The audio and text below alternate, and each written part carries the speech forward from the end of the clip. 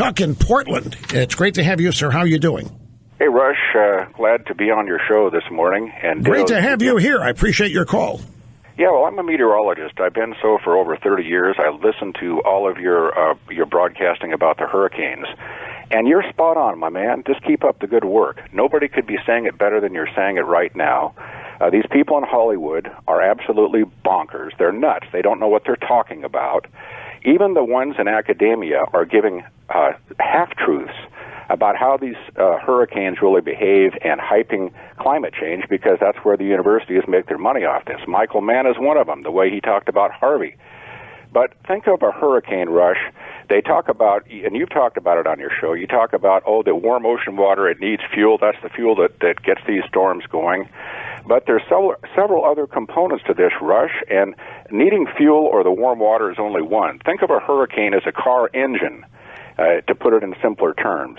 The car needs fuel to run, but it also needs cylinders, a radiator, and an engine size, which you could think of as the dynamic stability of the storm.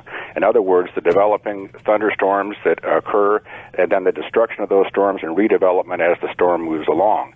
If any one of those components doesn't operate correctly, the storm cannot rev up to Cat 5 no matter how warm the water gets. And you could think of the transmission as being the wind shear associated with these storms. Oh, now that's... I was going to mention wind shear to you because there's another hurricane out there. This is Hurricane Jose. And he's Hurricane Jose. You look at the computer models, Hurricane Jose just doing circles.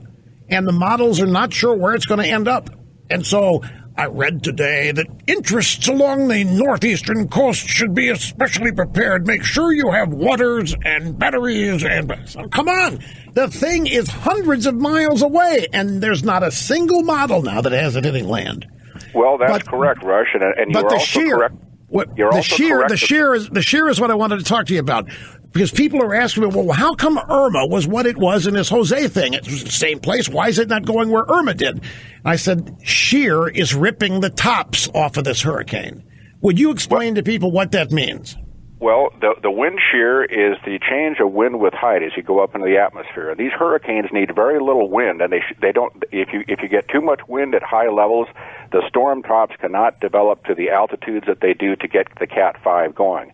In other words, the cylinders aren't firing right. The radiator has a leak, and you're not going to have. You're not going to have whether. Yeah, it doesn't matter whether there's enough warm water or not. If the rest of the components don't all come together, you're not going to rev that thing up to Cat 5.